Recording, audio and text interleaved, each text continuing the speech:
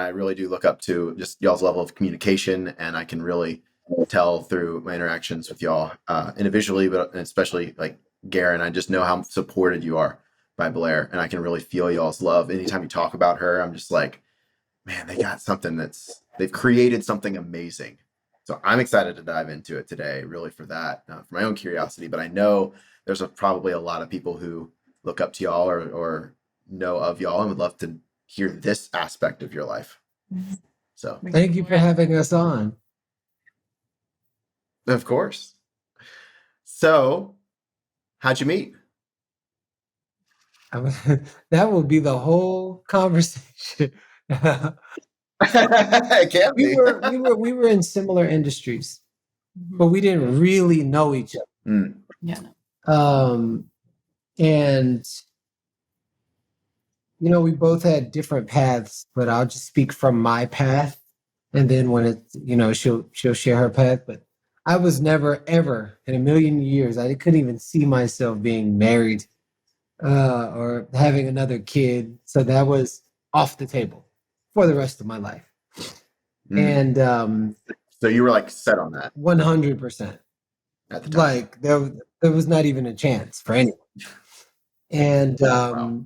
I remember reading a book called When God Winks, the first edition. There's been 7 editions. They took this chapter out about soulmates, and this was like 3 years prior.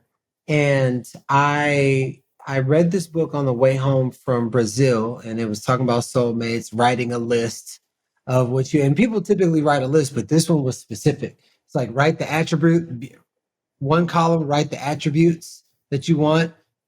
Next column is how you want to feel in the relationship. Next column is the top 5 places that you've never been to before where you actually meet this person, and then circle and star the one.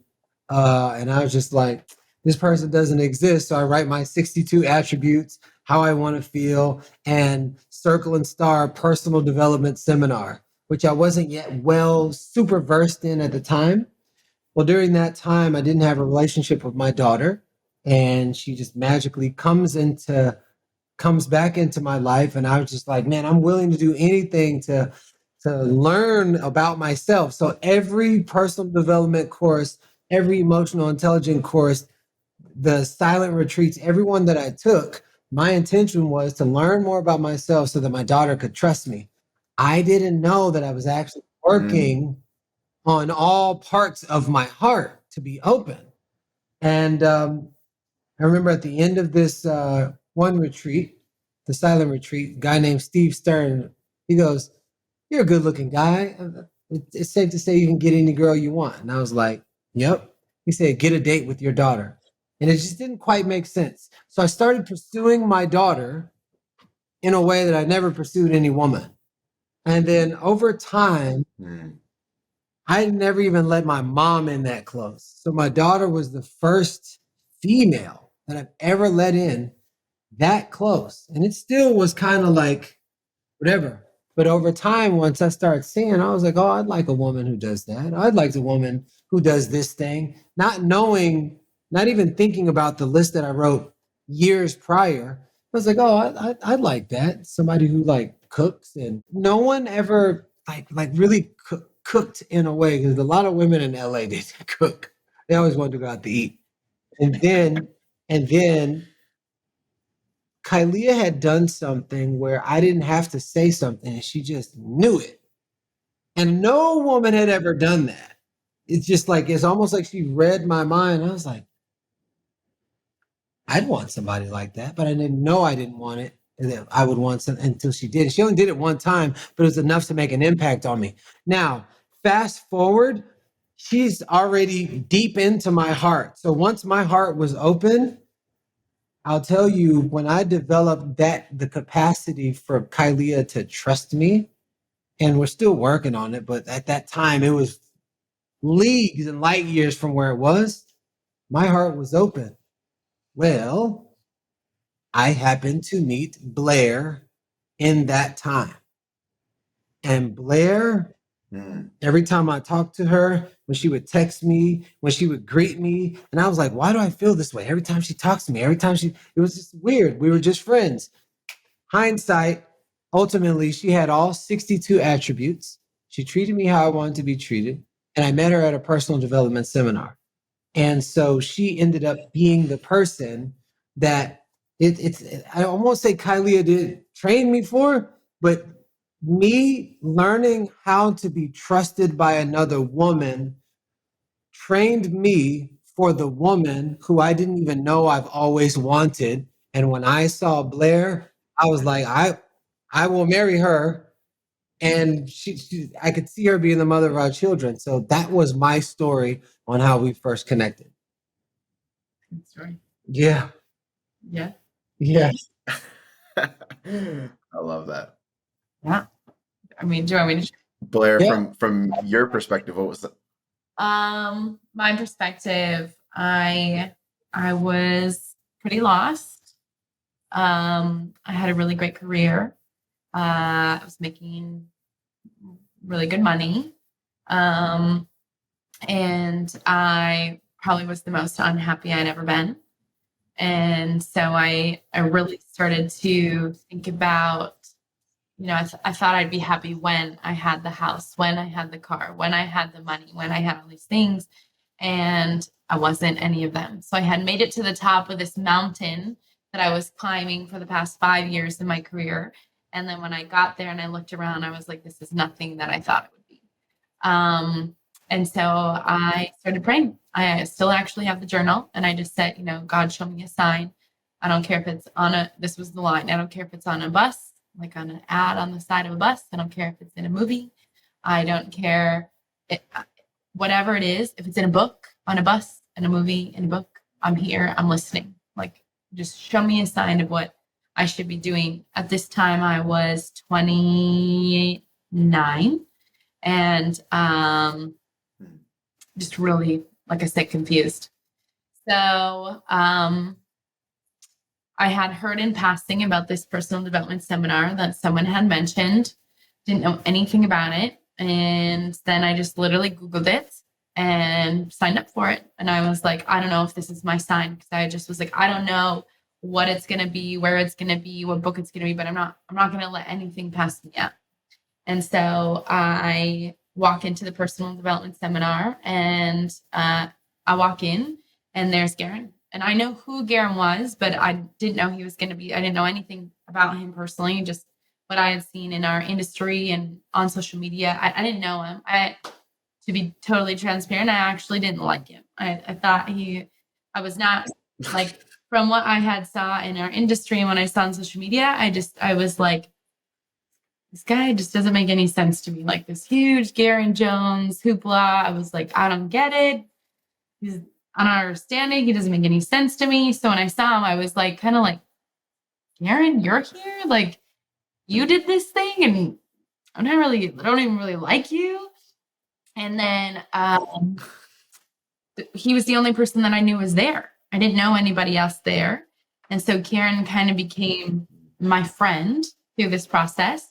And knowing that I didn't like Garrain, it's like I didn't have any masks. So I told him, like, I was like, man, I'm really unhappy in my life. I'm really unhappy in my career. I don't know. So I didn't have anything to hide, and I didn't create any type of facade or imagery for him to like me, which I think I've done in the past with people to get them to like me.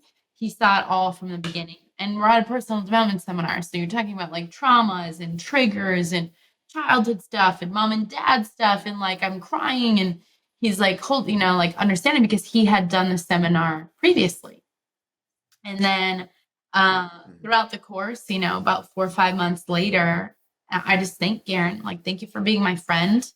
You turned out to be someone that I did not anticipate. I very much judged you. I apologize.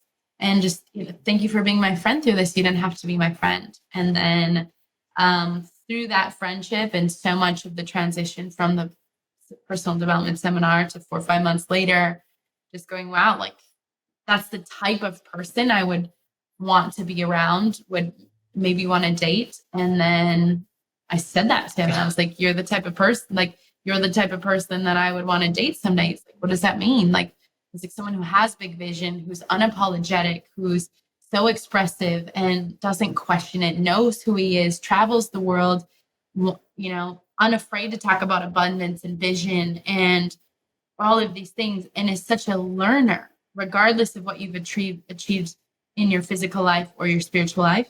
But you're just so yearning to learn. Like, I just had never met anybody like that. And he's like, so you want to date somebody like me? And I was like, no, I think I want to date you. So the story Oh.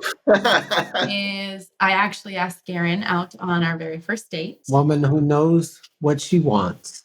So, because that was, because I was really like, I had found this person that I was like, wow, like I just had never met anybody that's in a similar realm as I was. And then I just said, like, what's the worst that's going to happen? He's going to say no. And so I was just like, has a girl ever asked you out on a date before? He said, I live in Los Angeles. No. And then I was like, I don't know what that means, but would you go on a date with me? And then it was so cute because he's like, so what's a date?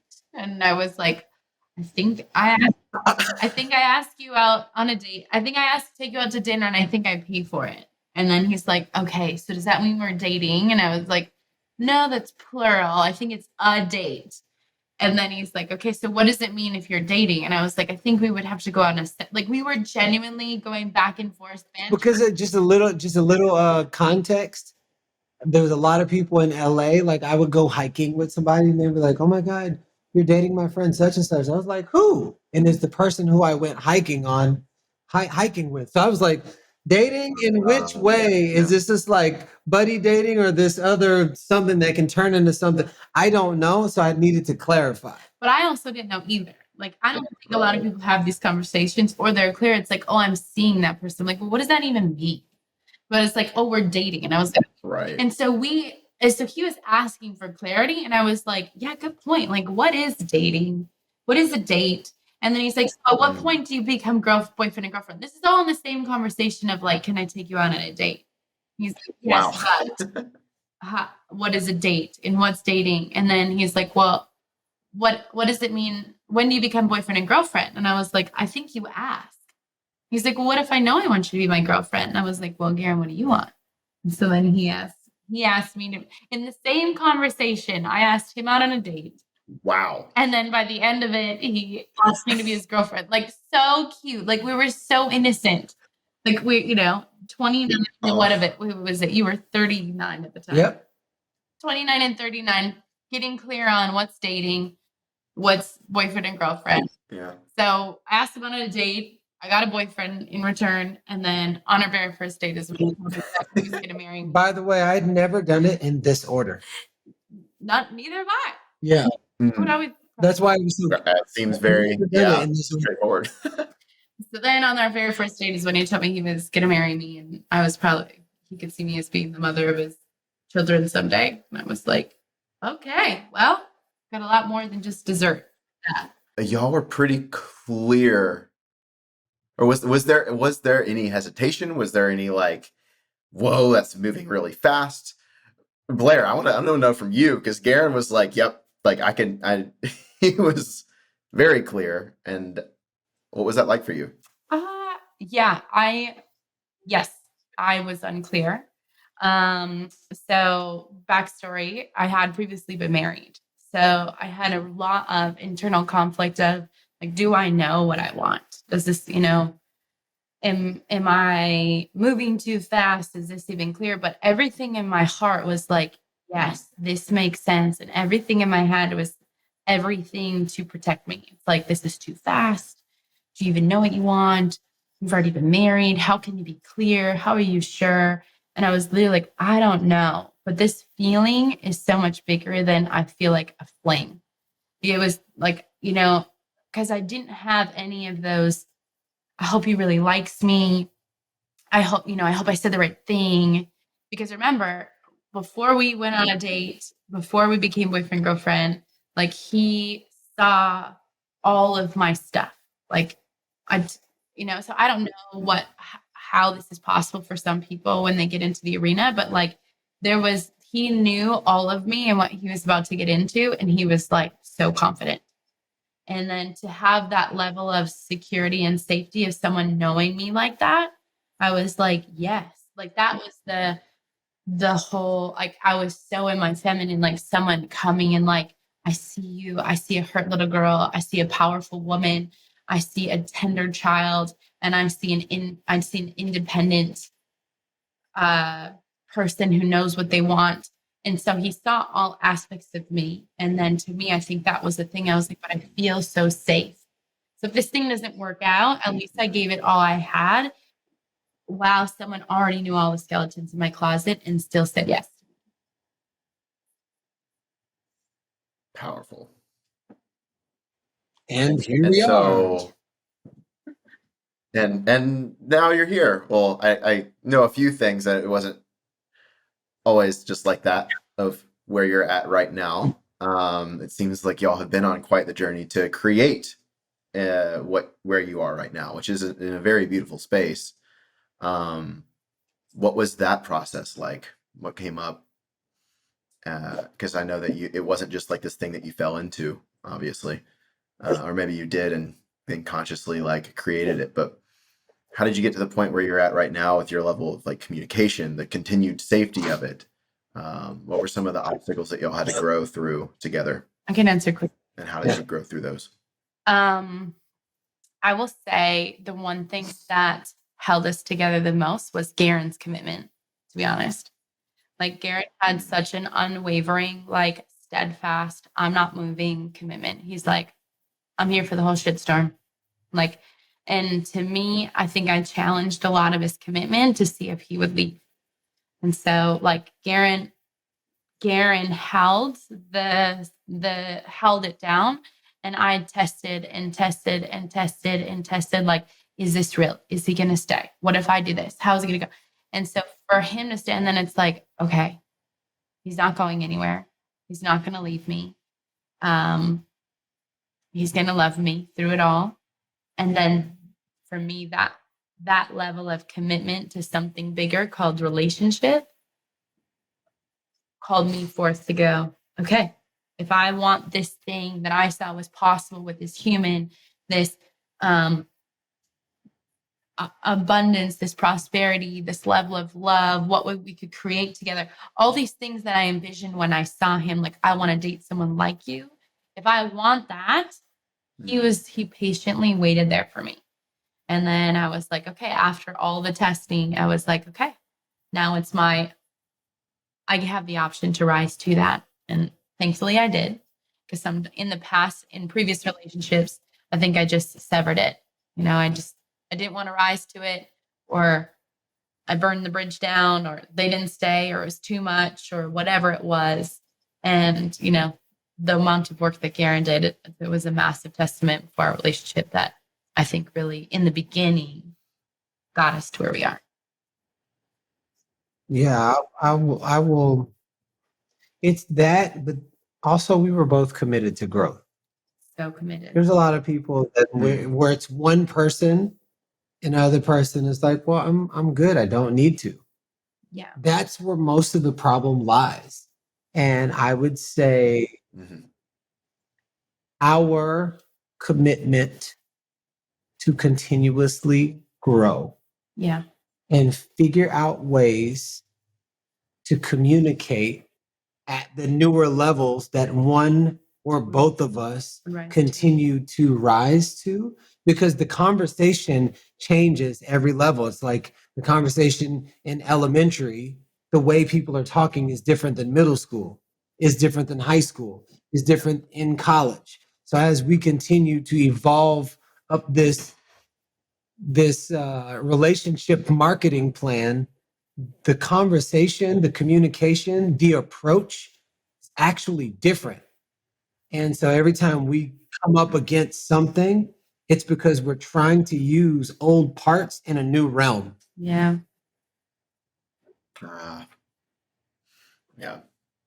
And I love that the commitment to growth, or internally for like both of you and together, really says wonders. Like you said, some people just are with a partner that's not committed to growth, and I've seen that myself too. And they do individually too, but we also have spiritual guides, relationship coaches. Like every area where we have a coach has 10x. Yeah, I would say that was like I would say our number one core value in ourselves is growth and learning. And that has been such a support for our relationship that we both had that. With that, I mean, you can overcome anything. Mm. Mhm. Yeah. And so I'm hearing you say, like, really, it called you forward, his commitment called you forward into more of your growth. Garen, what were things that you had to grow into and grow through by, like, whether it was staying Every committed area or of my life, bro. You don't get a woman like this. You don't keep a woman like this, and you don't further the relationship if you're not committed to grow in every area. Everyone, talking, communicating, intimacy, just the way you show up in the household, talking about parenting. I've grown as a parent, as someone who builds businesses, money, leadership, as a human, as a man, in the feminine aspect. And when I tell you every area of my life, like my whole being is a completely different formation of who I was before I met Blair.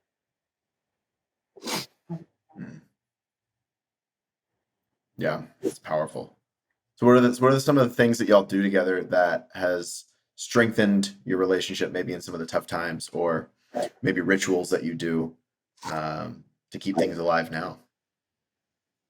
We just got back from Tulum. Like every year, we take 4 days, and instead of calling it a honeymoon, you know, years back, some 3 years back, instead of calling it honeymoon, we call it a vision moon. So we went there. We were talking about the vision of what we wanted our life to look like. We brought out poster boards and answered a gang of questions, talked about the future, 5 years out, 2 years out, talk about babies, how we want to raise it, like everything.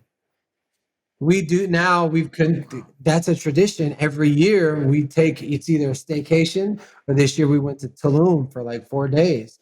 And then we planned out, I have a word for myself. She creates a word for me. She has a word for herself. I create a word for her. And then we have a word for our marriage.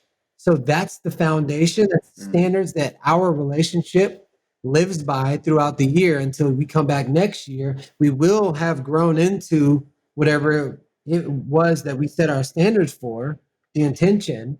And from there, we create it. You just keep going because the essence of life is growth. So we must follow the pattern of how nature flows. I think maybe you talk about the love meeting. Oh, yeah. So we have a love meeting, and I will accredit those to Adi and Michael Caju, who are very good friends of ours. But we have a love meeting every Sunday, Garen and I. And it consists of 4 parts. So the first part is we go over our schedule. So the meeting is about 40 minutes long. And the first part of the meeting, there's 4 parts. So each part takes about 10 minutes. The first part of the meeting is schedule. We go over my schedule for the week. Then we go over Garen's schedule for the week. I asked Garen, what do you need support with throughout the week? He asked me, what do I need support with the week? So we're clear on where we're going for Monday through until next Sunday. And stuff doesn't just pop up. So then we're crystal clear on the game plan. If we both have meetings at the same time, it's not like, oh crap, we both have a meeting at 6. Who's watching the baby? So then we can go, okay, I'll handle getting a babysitter during this time. Okay. And then the second thing we figure out is, do we have date night? So for us, we have date night every other week, and we try to have it on the same date and time. And we do our best, and we make sure that we have that. Do we have it? Who's planning it? And does it need to be moved? Then the 4th part of the schedule is sex. So, how are we feeling? Do we need more intimacy? Do we have any requests this week? And so we talk about that instead of just letting it pass by. He's very busy. He just created a new company, new business. I'm holding down lots of things, being a mom and an entrepreneur, and lots of the back end things for Garen's businesses. And so it's like a lot of that time we go to bed, and I go to bed at 9:30. He comes to bed, sometimes 11, 12, 1 a.m. He gets up at 4:30 every morning. I get up when the baby gets up. So lots of times it can just be ships passing in the night working from home. So talk about schedules, talk about date night, talk about sex, and then we talk about anything left unsaid. So is there anything that came up throughout the week that you maybe that bothered you or maybe got in the way, but it wasn't too big, so you didn't bring it up in the moment, so you could talk about it?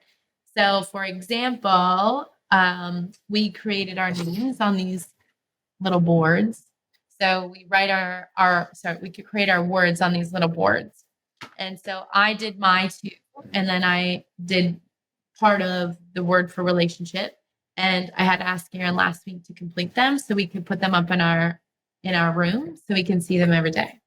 And Garen didn't do it. And so in our love meeting on Sunday, I said, hey, can you really make sure you get that done because you leave next week? And I was like, every day I'm like, I wonder if you got it done. I wonder if you got it done. I was like, whatever. If he gets it done, great. If he doesn't, then I'll just bring it up in the love meeting. So it gives us an opportunity to talk about things that might be getting in the way. So it doesn't bubble Doesn't build up up. over time. And sometimes I'll hold on to it and say, I'm not going to bring that up until the love meeting. And then I'd be like, I had something, but I totally forgot about it. So something comes up and then I want to bring it up in the love meeting. And then I was like, it's like, pick your battles. And then the very last part is acknowledgement for self and other. So you do at least 1 to 2 acknowledgements of yourself. We do a lot more. But how do you want to acknowledge yourself for the week? We be going in. Yeah, we go. That was probably the longest part. And then how do you want to acknowledge your partner? And we try to do things that we don't think our partner noticed. Like, oh my gosh, I noticed the other day I was trying to get the garbage out, wash dishes, hold baby Soul. And it was just so helpful that you just came and got baby Soul and told me to go on a walk with the dog. Like that really meant so much to me. And thank you. So like things that we might not notice or our partner might not notice that we do. It's like, oh my gosh, I noticed that you made the bed every single day this week. Thank you so much for that. And so again, it gives us a pause to recognize and see each other. So for us, that's been huge because for me, my quality time is my love language is quality time. So we have 40 minutes together. And then Garen's love language is words of affirmation and physical touch. So that's why the longest part of the meeting is acknowledging self and other, because that's now feeling his love language of words of affirmation. Right. That's awesome. And how long have you been doing nothing that? else from this relationship podcast, and you apply that, It's game changer.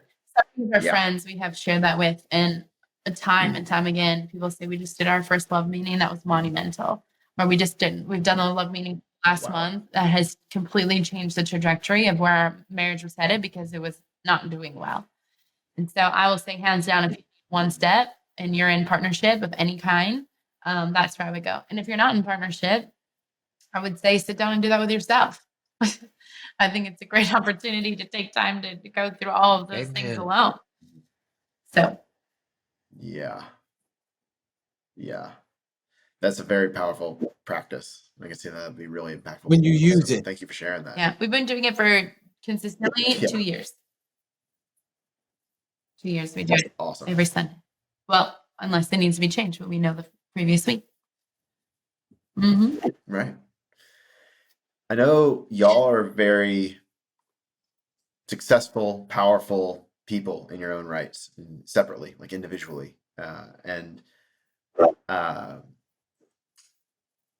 I know when you come together, you can really shine brighter. And I've seen that, like being friends with y'all, close with y'all. I really see that even just being next to each other. It's like it forms this other entity that shines even brighter. And I'm just curious, maybe some behind the scenes of, was there any, like, I don't know, the word power struggles coming to mind, or like any conflict that happened because y'all were so very powerful individuals? How did you learn to build that partnership with that energy that y'all have? For the first 3.5 years of our relationship. For sure. It wasn't until like recent. Battle of imagine Rams going. Because it was the way in which she approaches things is just very different than the way in which I approach it. And they both are magical But when it Mhm. the way in which I manifested made no sense to someone who could create systems and structures like Neo and the Matrix and everything. And it's like, no, you can get there this way. There's no way that you can think this and these things happen. And I'm like, oh, this makes me feel like prison.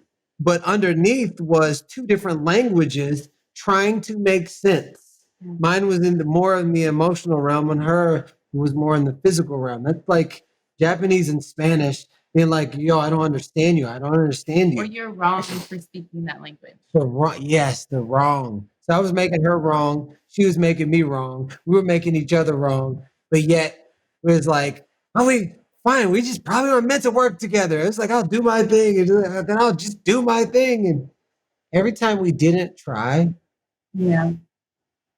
the most miraculous, beautiful, magical things would happen. But it would be on some, Mm. okay, we're gonna make this color. We're just gonna make this paint palette. And then all of a sudden, I was like, yo, that's actually really dope. Like, wait, we collaborated. What? It was difficult. I could see why people Wow. don't stop the marriage, argue out the marriage. I can literally see it. Thank God for emotional intelligence and personal growth that we're committed to. Yeah. Because I was able to ultimately see myself inside of the experience, and I'm like, no, that's not how I want to be. There's something that's trying to overtake this that's not who I really am. Yeah. Yeah. You said it all. Said it all. So there was plenty of struggles, and we ultimately, through like not having popsicle stick conversations, when you kind of beating around the bush, it's like real ass conversations, providing there's a safe, loving space.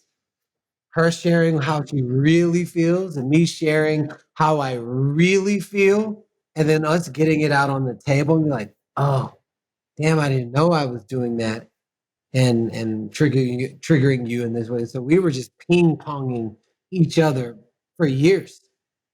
We got a lot of coaching. We got a lot of coaching. Karen, in our safe space, when we had a mediator, Karen one time said, I feel like talking to you is like walking through a house of knives. And I was like, is that bad?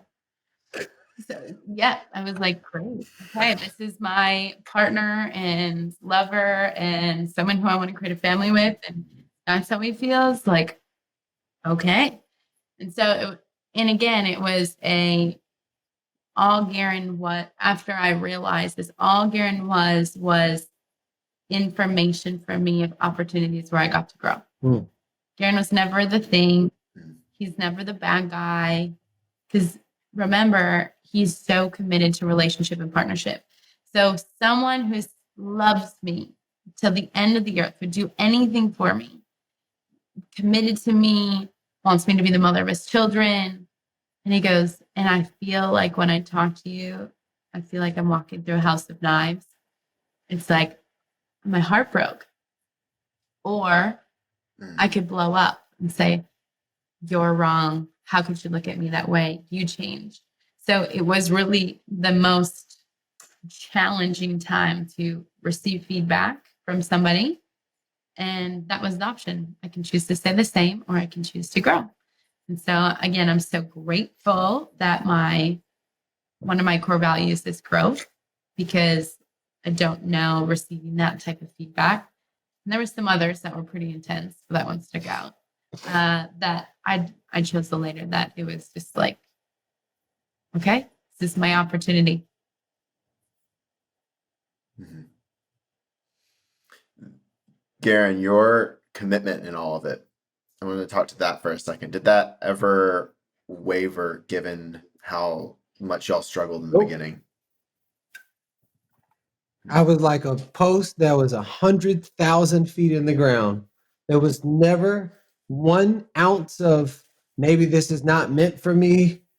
The only time I said that was maybe us working together wasn't meant. But I've never once questioned even when we were in a just boyfriend and girlfriend relationship, through all the fights, arguments, all the words back and forth, Never, not one time, because my commitment was so, it's locked. Like the thing is, it's locked. You open up the box a million times, you're going to find a committed Garrain. And to put in perspective, when I decide on something from this place of power, I when I was 5 years old and I saw somebody in my family that was like sloppy drunk, and I remember telling my mom as a 5-year-old, Mom, that can turn a person into that.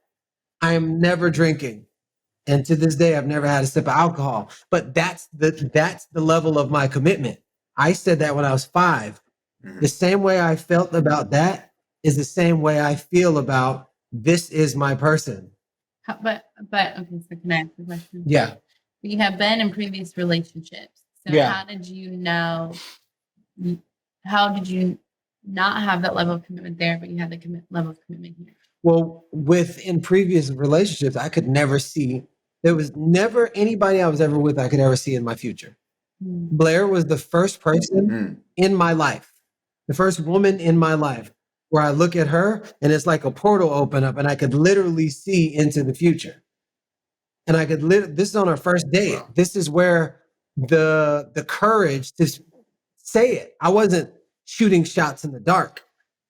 With every inch of my fiber, every inch of my being, I could see her as the mother of our children. And I didn't want children, but I would have children with her. And I didn't want to either. yeah. So Really? yeah, we had an alignment on that, but she was like, I'll have a kid with him. So it was, I could see her as the mother of our children, and I could see her as my wife. And in that moment, there was something that welled up inside of me, and I decided to drive my stake into the ground. Most people don't drive their stake into the ground. They're like, well, let me see. Maybe there's something out there. Maybe there's more beautiful. Maybe something might happen to my identity and whatever, but they're afraid to commit. And because they're afraid to commit, that's what creates the ripple effect of all this other unnecessary stuff that happens in the relationships. Like deeply commit, wrapped commitment. What advice for you have for people to get to that place? That's a choice. Like you can commit what religion you're going to be. You can commit what spiritual practice, and you're like, no, I'm this, and it's unbudgeable unless you want to change it. It's that same thing. So if you'd give everything outside of you that level of commitment, but when it comes to you and something that you really want, you're like playing the fence. Makes sense why the results are the way that they are. So it is 100% a choice. There's people that they just play around with it, and I'm like, why play around when I know she's going to be my wife? Might as well put that out there right now. And if it's not for her, I'll know. So rather than let 10 years or 7 years or something go by, this is how I feel. Blair, for you, what did that do for you? It was scary. It was scary. It was really scary. Who says that? On the first date, Right? I could see she went to the bathroom right after I said it. And called a friend. Okay. He just told me that he wants Really? to be and can see me be the mother of his children someday. What do I say? You want to say? And I was like, I said thanks, and then went to the bathroom because I didn't know. I just never met somebody with that level of commitment ever, and including myself. And so I think that's why I tested it so much, because I had never experienced it. And I didn't know either. And I was like, well, I don't have that level of commitment yet. So I don't really know how to be in this space. Like, so then I'm like, well, if I don't know and I don't have that level, like, am I supposed to be in this relationship? Like, if he knows that to his core, like, do I have to know? And I was like, no, I don't. I don't have to know. I'm going to give it a shot, and I'm going to try and I'm going to see. And then once he just held so steadfast, and I was like, none of this makes sense in my head. Nothing. And I'm a very logical, literal person. was like, okay, but it feels right. I'm going to follow. Like in my gut, all of this feels right. In my head, I was like, man, like you recently got divorced. Like, what are people going to think? I said, but it feels so right. And being with a feeling person, I was like, I'm going to go all in on my gut. And I'm just going to ask. And I literally remember saying this to him. I said, maybe one day I'll find out what my gut was telling me. And it wasn't until probably like this last, we've been married for 3 years now. This last 6 months is when I believe I really started to uncover You hit a stride. why I chose Garrain and why Garrain chose. Like it started to really unveil itself. And so I'm so grateful I trusted my gut and just allowed my heart to lead, my head to follow. Mm. Wow. Was there a moment for you that, was there like a single moment, or was it more progressive, your own commitment of like, okay, like I'm going to trust this now and lean in? I think it was little experiences over time created the confidence, like how he would just show up for me.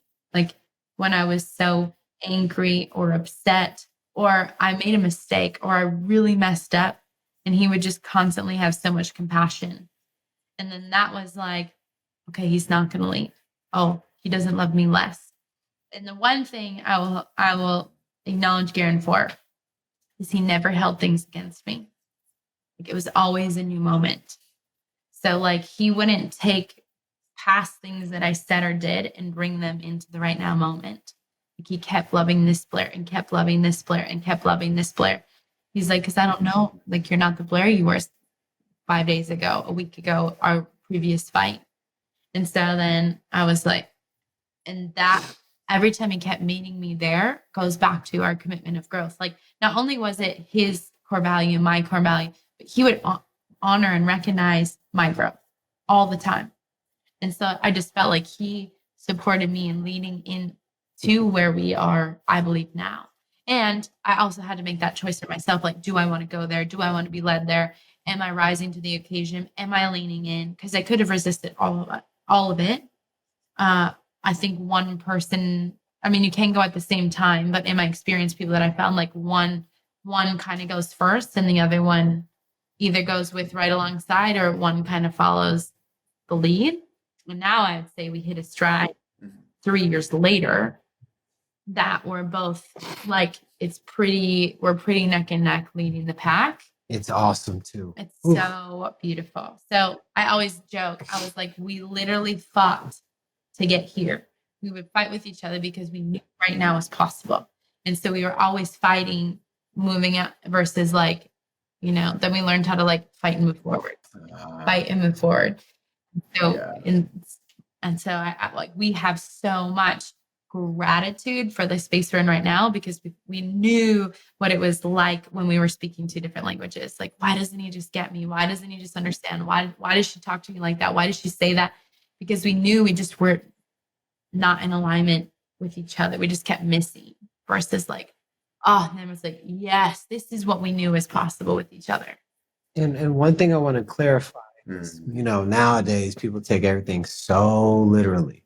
When we say fight, we're not, there's no physical anything to it. It's energetic and words.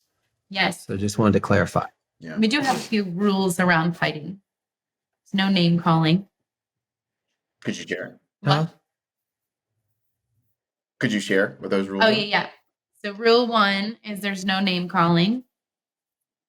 I follow that one 97% of the time. And I get around with it. I didn't call you an asshole. I said, you're being an asshole. And he's like, still a name. And I was like, okay, so we can't say you're being an asshole. You're not an asshole. So we can't say that. There's no swearing at each other. So I can't say like F you or any like, there's none of that, like attacking. And especially since baby soul has been born, I just want to talk about one thing. So we were during the pregnancy, we were like perfect. We were perfect. Like a week week or two, was it 2 weeks or I 1 think it week? was about 2 weeks. 2 weeks after she was born, we had gotten to an argument and it was like loud and everything. Baby Soul had never heard that or felt that the entire pregnancy. All of a sudden, I'm holding her and we just go, "Bah, bah, bah, bah, bah." If Blair's going, "Bah, bah, bah," then all of a sudden, Baby Soul looks at me and she goes, "Yeah!" And I was like, We both stop and we both like walk out of the room. I was like, well, and it wasn't like it was she's wanting to say something, whatever that is. It was a yeah. And we had never heard her do that. Like it wasn't a cry. Like she was like her yelling. Mm. It was really Wow. And I was just like, clear you. let me clear whatever this is because that was a clear and direct message. And so to be clear, don't Yeah. ever want to be those parents that don't disagree in front of a child because they feel like they get to witness what healthy disagreements looks Yeah. like.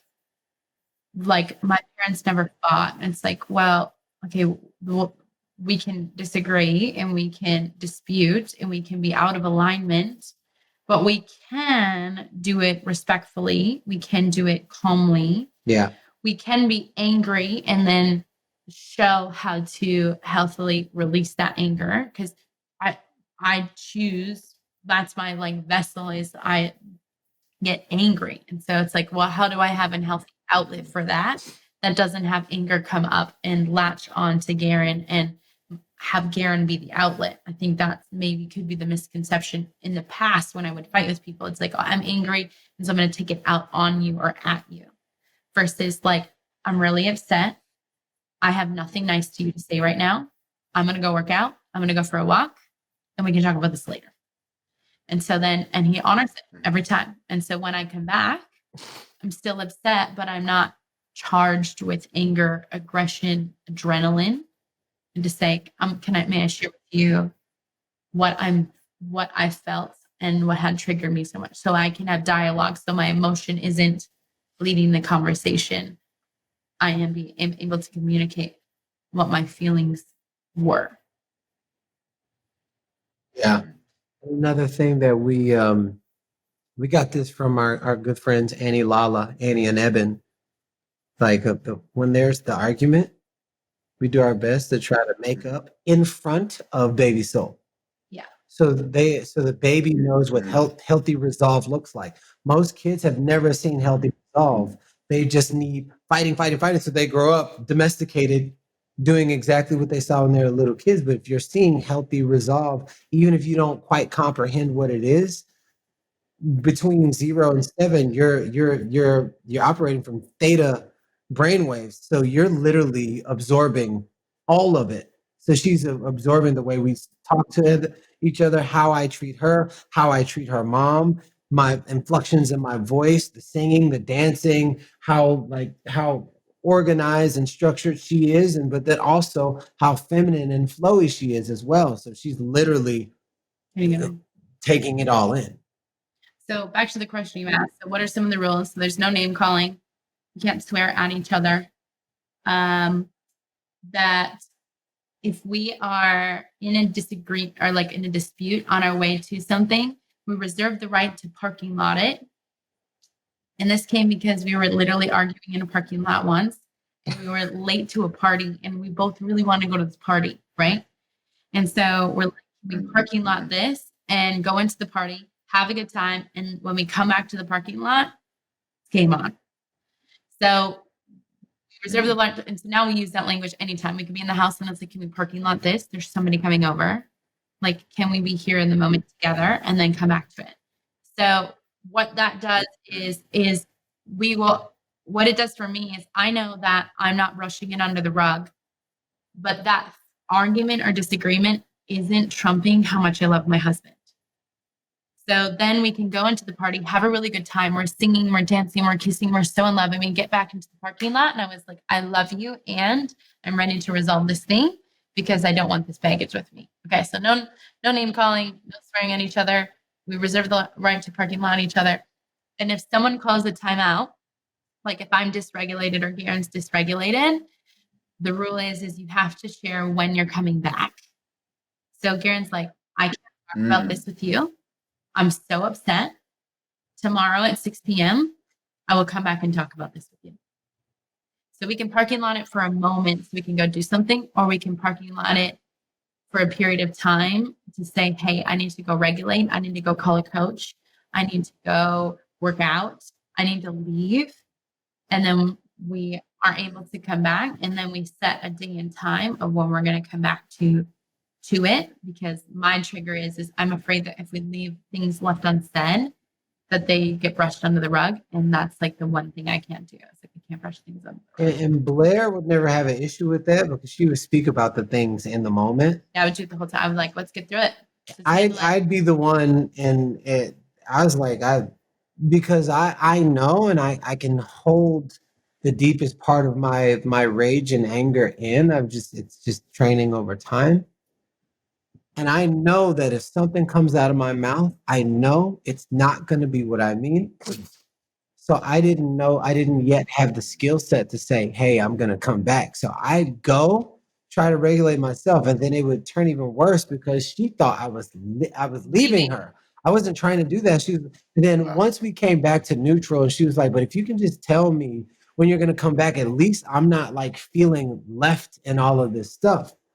So now I've learned, because of continuous communication, how to at least say, can we talk about it like tomorrow at the table, and I do my best to do that. And it's definitely come a long way from just letting 2-3 days go by and her feeling left. Yeah, because that's my trigger is I feel like people are gonna leave me. If they get mad at me and then they leave, they don't come back. And that's my whole fear. So I was like, okay, I get that that's my fear and that's my trigger. However, may I make a request? Because the trigger just gets worse. And he's like, yes, I can honor it. So we created rules of our argument game when we were from a feeling of neutral. Like, okay. And then we go and study what didn't work in our previous arguments. Okay, this didn't work. Like, that's how the thing came up. Like, you can't you can't say you're being an asshole. It's name calling. And I was like, well, it's technically not. And he's like, well, technically to me it is. It's like, okay, no rules of the game. That didn't work. And so then it's like, we really honor that when we're in dispute, because again, there just does get to be a level of respect. I do love him. He is the father of my child and someday children. So I'm excited. We get to be respectful about it, but then also I'm modeling and learning a behavior for when our child sees us disagree. That it's not just about being respectful to each other, but a behavior I want to model for my children of how they can be in a healthy disagreement with someone, of what that looks like. Yeah, which is Yeah, amazing yeah. that you're putting so much emphasis on that. What, and you've talked a little bit about it, but how much has having a kid in Seoul helped y'all's relationship? Oh man. In what ways has that changed things? Baby Soul brings out all of the areas that we tried to hide in, or all of the areas that didn't quite get addressed. Especially if you lean in the way that we're leaning in. We're not like casually being parents. We're like leaning all the way in. And definitely it's more Blair than myself. But I'm leaning more in than I've ever done, just with the awareness that I have. I have been confronted with a lot of things that I'm not running away from because she's so easy to love. So it's training me up to love those areas that I've, wanted to run away from and hide and justify and make excuses about. And so because I'm a better man, I'm a better father, I'm a better husband. So it's just naturally all ships rise with the tide. Yeah.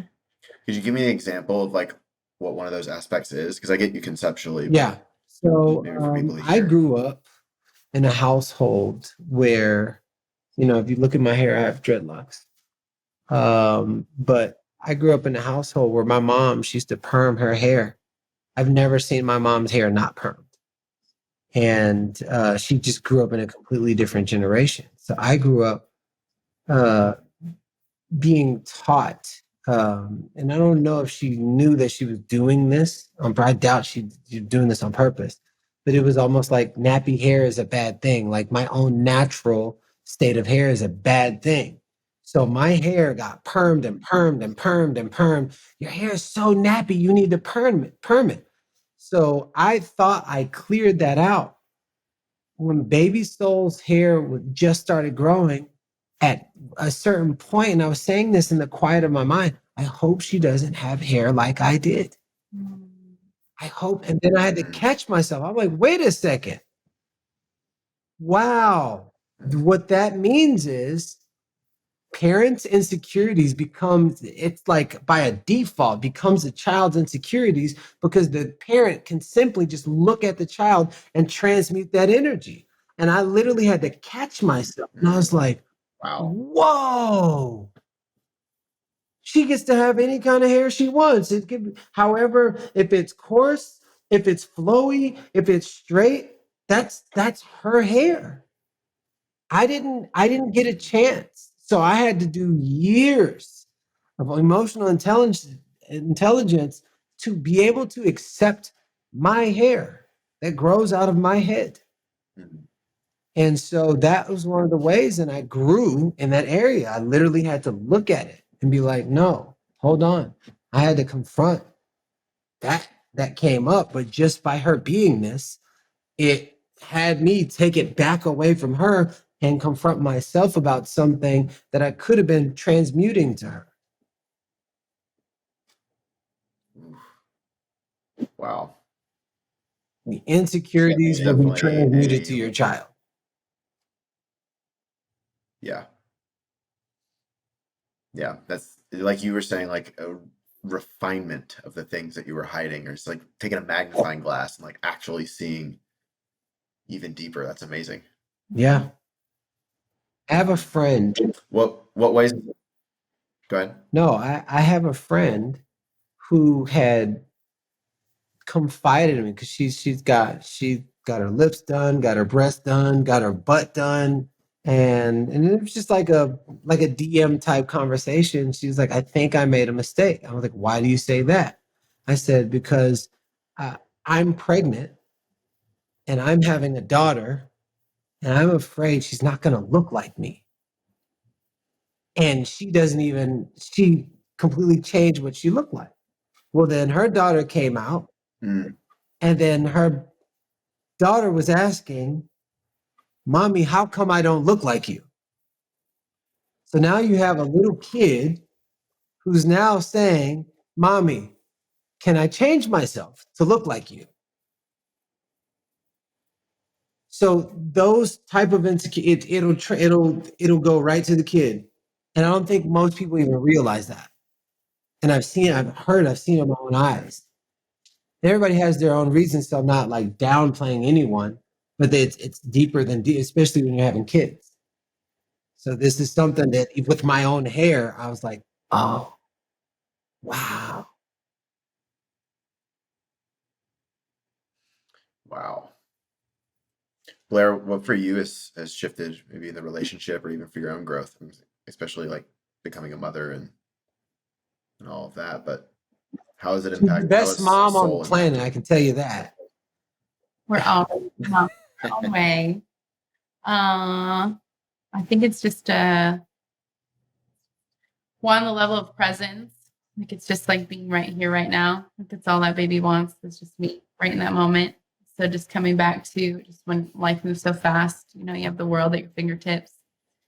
There's 1,000 messages that are coming through. Like there's always something to do, an email to send, a phone call to be on, a Zoom to have, and all this little baby is just wants to be right there. So I think one is just coming back to presence. Second is just the level of patience that I've had. It's just like, just everything, nothing's that big of a deal. Something falls, something breaks, are you okay? Nobody's mad. Like, it's just like the level of patience that I have and grace that I have just a small human. I just cleaned this whole room and you want to take every single thing out of your drawer. Great. And it just wasn't like that before. I was just so worried about what I was doing next, being on the go, making sure I was getting enough done. And it's like, newsflash, Blair, like there's always going to be more to do. So all I can be is right here. And so why not just be all right here? And there's always going to be something to pick up or clean up. What does it matter? So it just has slowed me down a lot internally, which has relieved a lot of anxiety within myself. You mentioned before kind of like a lot of the momentum was butting heads or fighting at each other. And then it slowly started to be where y'all were kind of like in alignment and going in the same direction together. You mentioned like the rules of fighting and engagement, which I think is amazing. What would you equate or give weight to as to how you're able to kind of meet each other now and be in the collaborative space that you're in? Are there certain like new engagement rules for like how you're creating now, or was it more of like the energy or posture of not making the other person wrong, for example? Like, Now it's like what would kind you of like just say two there? buddies that know each other's skills, and we just understand the game, the rules of like what makes me go, what makes her go, and then we just kind of just work with it. What do you think, Ben? I mean, there's an extreme level of acceptance that we had in the things that triggered us about each other. Like I would get extremely frustrated with Garrain for, what's an example? Like he was late and it bothered me all the time. And it would be a point of frustration, a pain point in our relationship. And finally he's like, you have to trust that I'm working on it. You have to trust and just give me grace that I'm working on it. And I was like, I've been giving you grace for 3 months. Like, how much longer am I supposed to give you grace on this? And he said, until I figure it out. And we would fight over it. And he would say that. And every time I would say the same thing. It's like, I give you 6 months. I give you a year. How long am I supposed to wait? It's like, until I figure it out. You have to trust that I'm doing my part. And so for me, it was really leaning into, do I really trust him that he's going to do his part? And finally I was like, I got to trust it because this isn't working. The argument or the pain point or the frustration coming back to the same thing over and over and over again. How many times can we argue about this? I just had to let it go. And lo and behold, we went out to brunch this morning. Who was 10 minutes late? Me. Who was 10 minutes early? Garrain. So now it's just like, wow, like just the surrendering that and the same thing. And he does the same with me, and he's just like extreme acceptance and each other's shortcomings. Or, I mean, that's why I believe that your spouse is your greatest teacher because they're your biggest trigger. So him having so much patience with me of the things that I'm working through and then the areas that I'm growing in and just totally surrendering it. And just like, on the receiving end, it's like, oh, he's giving me space to figure this thing out. I don't feel pressured. I don't feel wrong. And I am working on it. Like I am actively working on these things and knowing that he's like, and to Garrain's credit, he's always pointing it out. Like, I see you working and I see you doing this thing. I saw you did this. Like that to us, why that love meeting every Sunday is so important is because those are the times every week he points out these microscopic wins that I might not even see in myself in areas that I'm growing, that are my, I would say, weaknesses, my areas of growth, my learnings, my opportunities of growth. And he'll point them out and help me see them. And so I think that has been just like that has led us to a level of grace within each other, which has, I think, tremendously supported the trajectory of where we're headed. And it's created so much momentum because it's not like microscopic micromanaging, or like, am I going to do anything wrong? Am I walking through a house of knives? You know, am I going to do it right? Is she going to yell at me for this? Is he going to be upset with me at this again? Like, am I going to get in trouble with Garrain? I remember used to say that with my friends. I'm always like, I can't do that. I'm going to get in trouble. And they're like, you're going to get in trouble with your husband. And now it's like this level of freedom. I have so much more respect for Garrain. And I feel like the same on this side. He's like, now I don't want to disappoint my wife because she has given me so much space and so much grace and so much respect. I don't want to let her down. I want to impress. And now he goes above and beyond without me ever asking. And so it's like, now this is the most beautiful thing, just the amount that we have given each other grace. But it took us a long time, just fight after fight after fight, to finally surrender to it and have trust. And that's what faith is. It's just like, I have to trust. I don't know if it's going to happen, but we had a lot of faith in each other. Or we chose to have a lot of faith in each other. Mm-hmm. That's beautiful.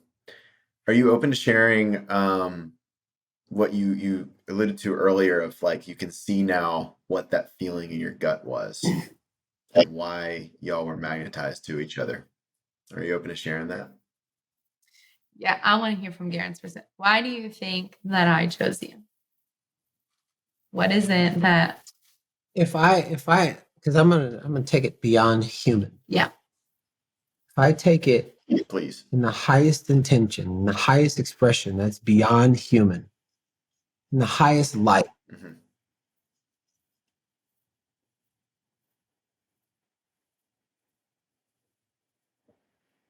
It feels like energy who found a home to complete itself. If you remove the human bodies, we're housing, we're looking at transmutation of energy. Mm-hmm. And in a state of neutrality,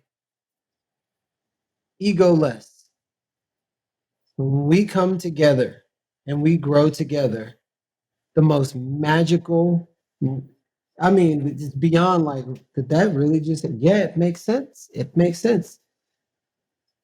Take it all the way up. It's energy completing the cycle. It's nature going all the way through the cycle of giving and receiving. That's what it feels like.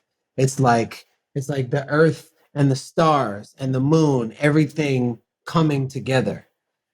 I feel like we represent a human embodiment of the existence of life. That's what it feels like. If you really bring our greatest gifts, our magic, both of our magic, structure and flow, that's nature. That's 100% nature. I honestly feel like it's like just nature having a fun game in these human bodies. Mm-hmm. I mean, Garrain has taught me so much: surrender, trust in a higher power, just meditation, relaxation, just fun in my soul, just using my voice, honoring who I am and what I have to say. That even if I say hard things, people are still going to love me and they're not going to leave me. Like, he's taught me so much faith, because I had all the head things down. You know, like, I knew what to do. I knew how to get there. I knew from A to B. You could tell me your whole business model and I could create a whole structure for you. I could write, you could do, Garrain was spitballing a presentation. And while he was doing the presentation, I put it all in PowerPoint form. And I'm like, here's exactly what you said. Like, my brain just worked. So let me download information and let me explain to you how you did that. And so it's like, I knew how to do that. I didn't know how to surrender and let the universe, like, I didn't know how to do that because I could only see tangibly what to do. I could only see physically how to do that. I could only see how you get there through a structure, a system. I didn't know emotionally, meant, like, I didn't understand these things. And they also gave me a lot of anxiety because I was like, I can't trust that. I can't see that. Like, am certain of. This gives me certainty. This gives me freedom. If I feel free when I can be in flow of logic. I feel unsafe. I feel uncertain. I feel like it won't work. I feel like everything's going to be everything's so vulnerable here. And so he has been able to get me there. Now, I think I did the opposite for Garrain. He goes, well, not everybody lives up here. So I've been able to give him support in coming here down on earth and walking people through to understand how to get here. So I basically am able to support him, like, here's what you did for me. Here's how you can show other people how to do that too, because I essentially am his avatar. Women who are in business that are unhappy, that are driven, they don't know what to do with it. Like, I am his avatar. And I was like, here's what you did for me. And here's how we think. And here's how we live. And here are our fears with other people that are similar to myself. And so we basically switched. And now that's where we are. Now it's like we really get each other. Now he gets me because now he's been able to implement his business. And I get him because that's what I was feeling so unfulfilled with. That's what he said, like an energy that needed a home. All he did was guide me into what my soul was yearning for, that I didn't know or knew how to get there.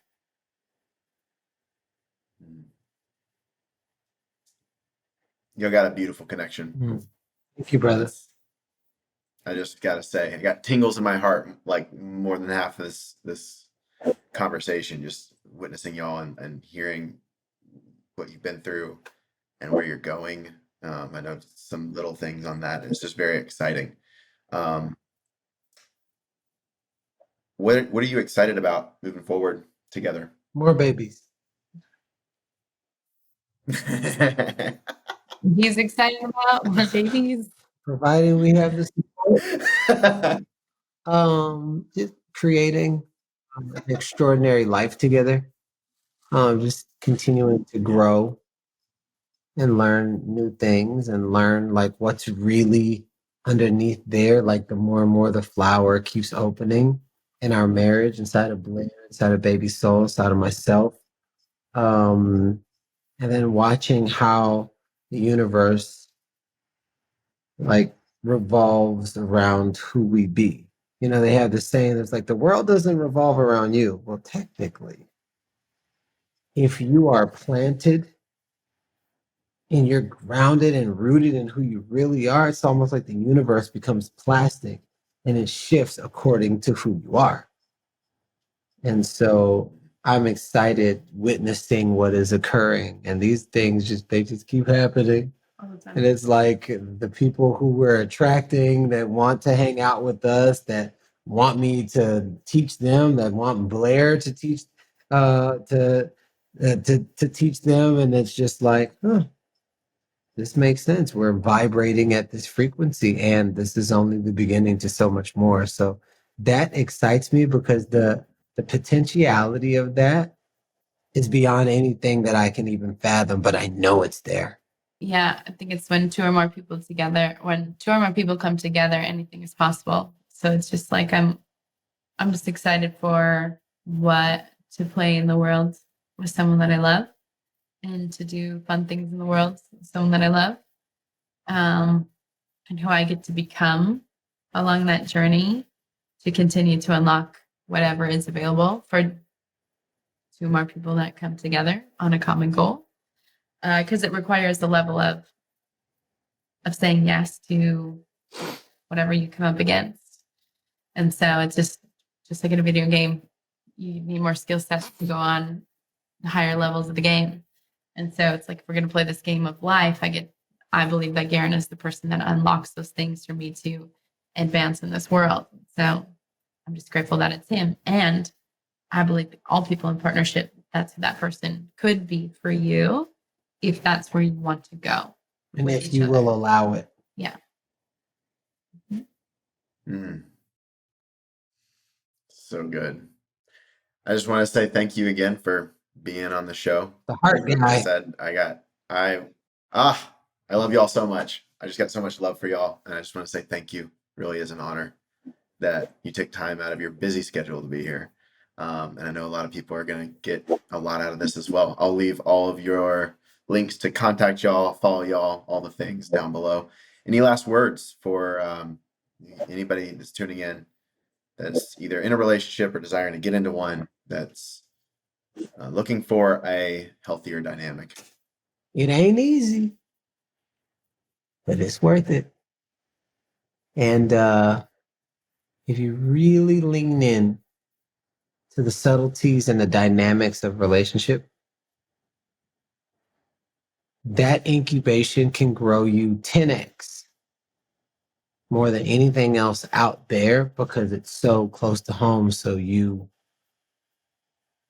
get exposed to all of your stuff that you try to hide from. But if you just allow yourself to really be seen and really be open and commit to that, you could have a whole new world, a dazzling place I never knew.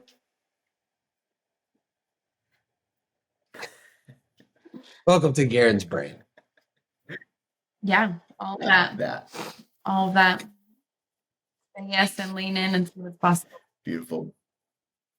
Mhm. Thank you so much, brother. Well, again, thank you so much. Thank you. I love y'all. Hi, bro. Take care.